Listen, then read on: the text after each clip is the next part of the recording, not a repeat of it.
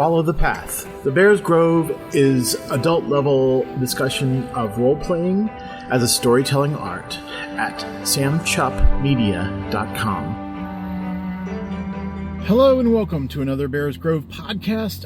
I am having a much better morning than I did yesterday as I was driving home. So I'm back having refreshed myself. You know, sometimes we confront change and we realize that nothing has actually changed. What I mean by that is today we are not much different than we were pre-OGL 1.1. Things are still proceeding ahead. A lot of this is going to be tried in the courts, I think. I think that this is a test of the community as a whole. So I'm hoping that you will stick with me and continue gaming like I've been doing. And hey, guess what? It's Wednesday. So that means it is World Building Wednesday. Awesome. So today on the program, what I'd like to do is talk about cities. The name city is related to the concept of civilization, right? So cities create a brand new kind of environment called the urban environment. And in your fantasy world, obviously you're going to have cities. Now, one of the things to do, you know, if you want to, of course, it's a fantasy world. So you can decide, hey, there's a big city out in the middle of the desert and, you know, they get their water from a magical source and people live there because they have to? I don't know. I mean, so real world Las Vegas is in the middle of a desert. In fact, if you shut the water supply off to Las Vegas, it would not be there anymore after a while. It's a artificial city, okay? And a lot of people love going there because there's a lot of entertainment there. A lot of things to do, a lot of ways to spend money. And it's focused on luxury and having a good time and bright lights and, you know, glam and all that.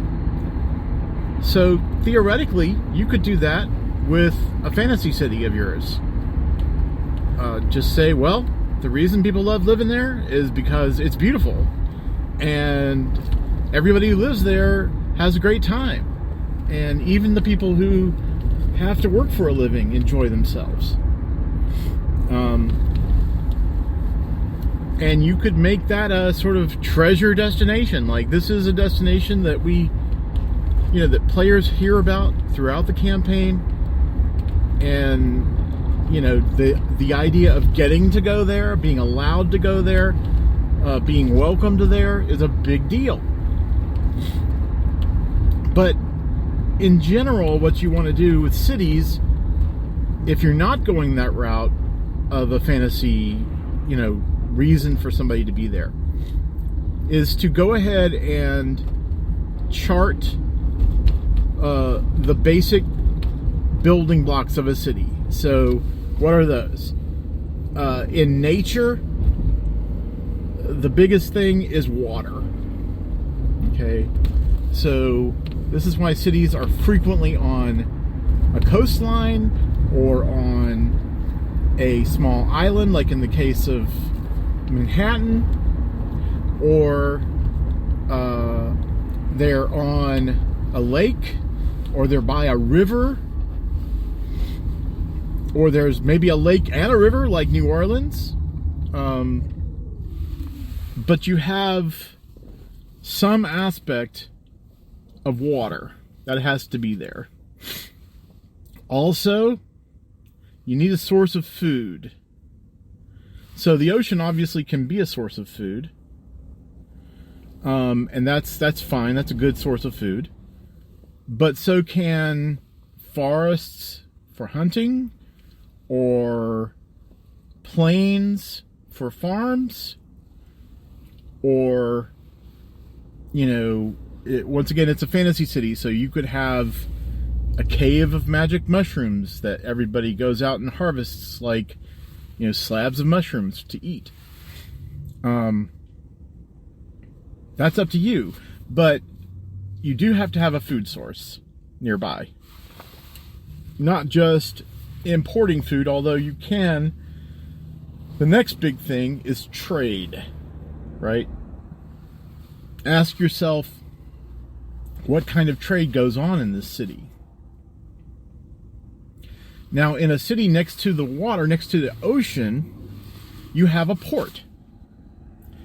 And ports are magical in that they have that intermodal thing going on where you can take a load of stuff, put it on a boat, have it go over the seas, go to another port, unload that stuff to another wagon or to a land device of some kind, and the cargo continues on, right? It's cargo. It's valuable items being shipped from place to place. So, by the very definition, a port already has a bonus to trade, right? Cities don't often have a lot of room for farming. Certainly, you can make exceptions. For example, an elven city might have, a magical garden of some kind floating in the air, and it could be like the size of Central Park,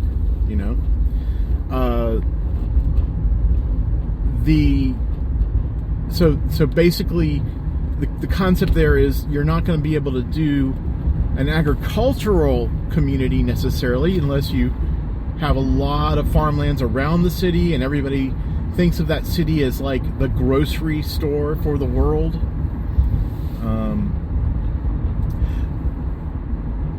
You can also have a specific type of trade good that is famous from that area, right?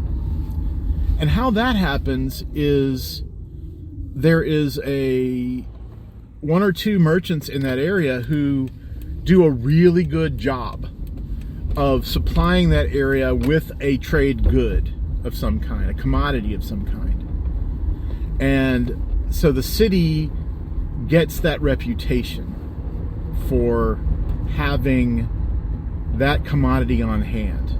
For example, let's say you have some people from your dry, arid regions who are in touch with people back home who know how to make spices, know how to harvest, prepare, package, and ship spices, and they begin to send those spices to their families in the city, and those families in turn begin to sell those spices, and then merchants begin to think about that and take the spices to other places to sell, because spices are really good in the concept of, high value, low mass kind of thing. And the more valuable a spice is, the better it is to bring along with you. You can even put some in your pocket and make a lot of money off that if it's a rare and valuable spice. But even if it's not a rare and valuable spice, even if it's the equivalent of today's salt, although salt used to be a big deal, these days, in America right now, salt is no problem. You can get salt everywhere. So, but even if you're transporting bulk salt, it's still not a lot. So,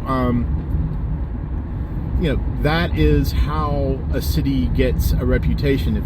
If several people are doing that and doing that well, then people start to know that city as, oh, that's the spice capital. All right.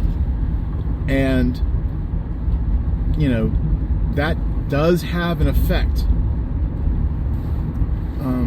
Also, for a city, you want to consider culture. And culture comes from a combination of the people who live there and its history. So the people who live there, their language, their stories, their customs, their religion. And you tend to have a thing where, okay, so all cities don't just magically show up full blown. I mean, well, I guess they could in a fantasy city, but let's just say that most of the time cities grow, right? So you might have a little village with a ferry on a river, okay? And that ferry goes back and forth all day, getting people across the river. And then, that village begins to grow because people find that ferry to be useful, and then somebody invests enough money to create a bridge over the river there, and now it's going to be a major thoroughfare, right? And a lot of people are going to be traveling over that bridge, and so the village makes money off of the toll on the bridge, which pays back the cost that it took to build the bridge, and it starts to grow. People start to stay there overnight, and then after a while, the overnight stays become longer. They build an inn there, they build a warehouse there. It just starts to grow, and it becomes a town. And then after a while, it'll become a city. But those first people have a big effect on what I call the soul of a city. Okay? And you have to think about what those people were like. Were they peaceful? Were they warlike? Did they love their food? Did they love their drink? Did they love to dance? What did they love, and what did they not do that might be a unique thing? Because that culture forms the bedrock of the city, but not the whole of the city. Okay? That culture is going to be at one strata of the culture of the city. And then you have the second comers, the people who show up after that. And you have to think in terms of social politics, okay? Because once you have, factions in a city, you might have one or two people who are sort of don't like each other in a village. That becomes factions in a town as the town grows, and then those factions in a town becomes major divisions in a city. All right. So, for example, let's say there is a nomadic tribe that really likes this village, and they keep coming back to the village every year.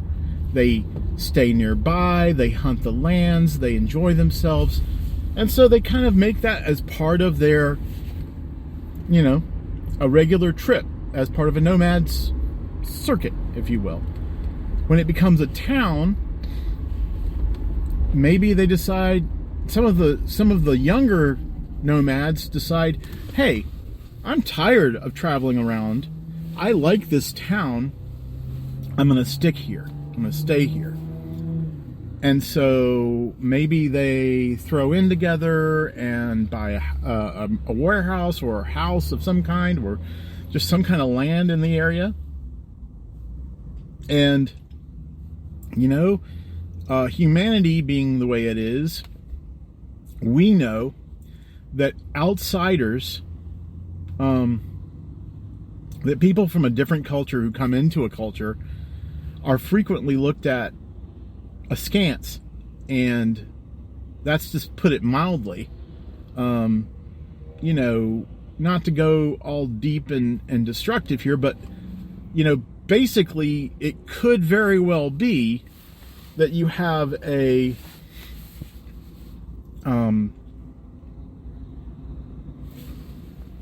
racist or a speciesist or a cultural conflict, a clash between two factions. This nomad faction is seen as shifty, they're rootless, you know, are we really going to let these people in our town? And there has to be some kind of, you know, agreement, unless you want to get into a genocide, which that's a really extreme situation. But there has to be some kind of agreement or, you know, reconciliation between these factions so that the nomads can safely live there, right? And that's why we get districts in a city frequently. The nomads, like, they say, okay, all right, nomads, you've purchased this bit of land here, and you seem to be good enough citizens, you're paying your taxes, fine, just don't think you're going to live up on the hill, because that's where all the best houses are, and, you know, you can live in this one area. And in history, the history of the United States, or the history of Europe, that is considered like ghettoization. They're putting you in a strict district of your own to keep you separate from the other people. And that's a real thing that happens. So you should be able to use that, though, to create story by saying, hey, you know, this area here used to be one of those set-aside districts. Okay. Then you have situations where some people are, you know, it depends on the story of why those people are there. So let's say a dragon nearby takes over a dwarvish settlement, destroys everything. These dwarves come to the town and say, hey, a dragon destroyed our house, you know, our home, and he's squatting on the remains and we can't go back. So can we stay here for a while? And once again, if these are the kind of humans that we're familiar with, the humans in this town are going to say, I don't know, like, dwarves, really? Like, do we need these people here? But dwarves bring something with them. They bring a lot of knowledge, and they bring gold. Okay, so these folks might be, you know, welcomed in a lot faster than the nomads, because they're wealthy. It's not fair, it's not right, but this is one thing you could do in the story of your town, okay, as it's growing. And I'm going to stop here for a moment because I'm over my time, but I'm going to turn this into a two-parter because I'm really enjoying it. So, sweet dreams when you get them.